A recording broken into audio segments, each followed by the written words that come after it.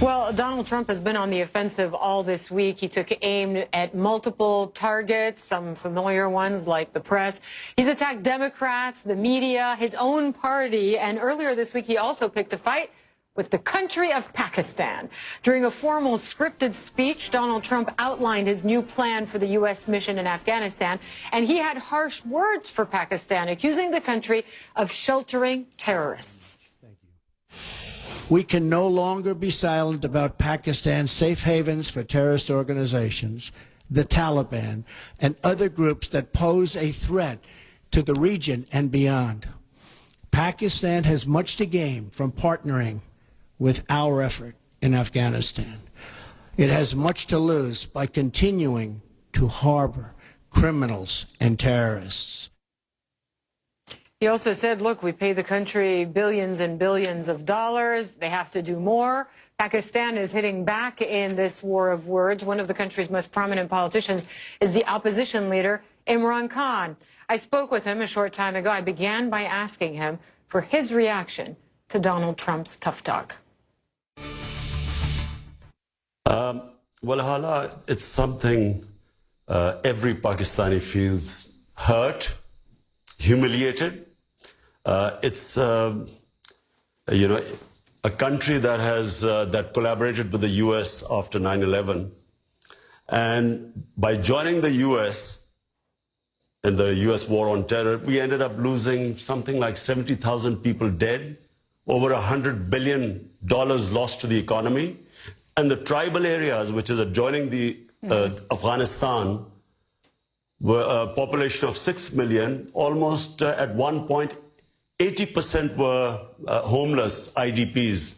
So after all this, suddenly to hear this strange statement that Pakistan is responsible, made a scapegoat for the US not succeeding in Afghanistan, it is,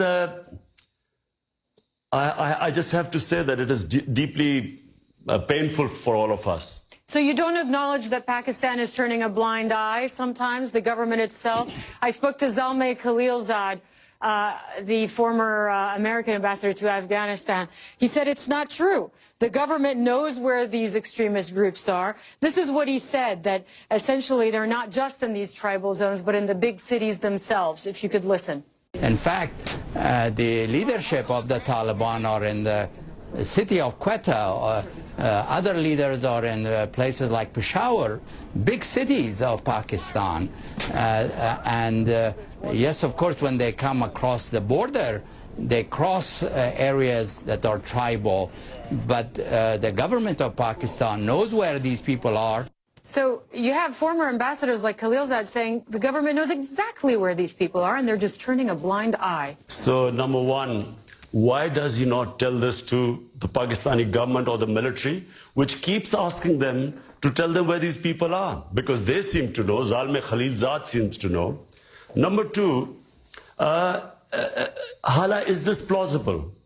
That there were 150,000 NATO troops in Afghanistan, over 100,000 American troops, one of the mightiest military machine in the history of mankind. And the total number of insurgents going into Afghanistan, which Pakistan is being accused of harboring, the Haqqani group, that's the group, Haqqani network, which Pakistan is supposed to be protecting, what, they're 1,500, 2,000, maximum 3,000? Are we to believe that it's because of these 3,000 people, 150,000 of the best military might of the West could not win in Afghanistan? Is this plausible? I mean, who believes this joke? So what is there? In the end, is this what they've got? They blame Pakistan for not being able to succeed in Afghanistan? Well, Donald Trump has even said, has even implied in his speech that aid, that assistance, economic and military, to your country, Pakistan, could be at risk, he implied, unless the government of your country does more to tackle these extremists. In my opinion, Pakistan has been the biggest collateral damage in this Afghan adventure. It was ill thought out. There was no definite aims. They never tried a proper political solution in Afghanistan. There was bombings and killings. And to blame Pakistan at the end, who is the biggest sufferer of this war. Which country has lost 70,000 people going in to help the Americans in Afghanistan? And when they talk about loss to the economy, it's over $100 billion. I mean, the government has come up with But you'd be okay with some of this U.S. aid being suspended if, in fact, Donald Trump goes down that road? You'd be okay with that? I would certainly recommend it to our government. I'm in the opposition. I would recommend that we could do without this aid. We are much better off staying out of Afghanistan. This aid has been very costly to us in terms of, as I said, not just the loss to the economy, but the number of Pakistanis killed, wounded, lost limbs in these bomb attacks. We would do without this aid. You do admit, though, that your country has a terrible problem with some of these groups that carry out horrific attacks. Just a few months ago in Lahore, 80 people killed in a single attack. If you were prime minister, if you were the head of the government, what would you do differently? In my opinion, Pakistan, all the political parties have come to the table and we have come up with what is called the National Action Plan, where we feel that all militant groups within Pakistan should be disarmed. So this is a consensus reached in Pakistan after all this bloodshed. And that's really the way of going about it, because the legacy of the 80s has to be brought to an end. And